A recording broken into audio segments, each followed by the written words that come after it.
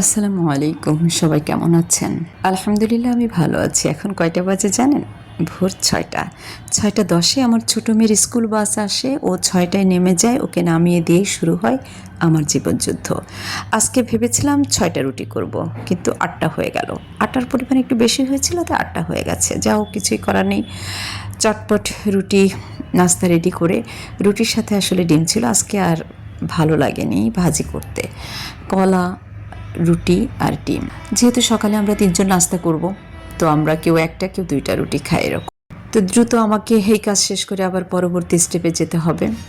তো লম্বা একটা ভিডিও আমি খুব দ্রুত টেনে টেনে স্পিড বাড়িয়ে দিয়ে আমি ভিডিওটা এডিট করলাম। এটা এডিট করতে করতে ভাবছিলাম, আমাদের জীবনটা তো ঠিক এমনই, তাই না? কিভাবে চোখের পলকে মূল্যবান সময়গুলো জীবন থেকে চলে গেল। একদম কোথায় যেন এসে দাঁড়িয়েছি, যে কোনো মুহূর্তেই বিদায় হতে হবে।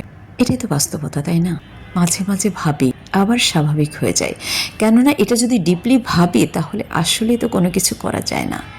তবুও তো করতে হয়, বেঁচে থাকতে গেলে করতে হবে। তো এটাই আর কি, এটা নিয়ে আসলে ভাবার কোনো অবকাশ নেই। কপালে যা আছে তাই তো হবে, তাই না? ভেবে খালি খালি মানে অসুস্থ হয়ে তো কোনো লাভ নেই। কেননা অসুস্থ হলে তো আর কেউ দেখবে না। নিজের কষ্ট নিজেকেই ভোগ করতে হবে। তো যা হোক, কেউ এত ডিপলি কোনো কিছু ভাববেন না। সামনে যেটা যখন আসবে সেটাকে ফেস করার চেষ্টা করবেন।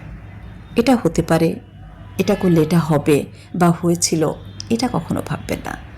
ভাবলে কিন্তু আপনি সহজেই দুর্বল হয়ে যাবেন। আর এখন এগুলো ভেবে লাভ নেই। যেটা হবে সেটা হবে। ওকে, সবাই ভালো থাকবেন। আল্লাহ।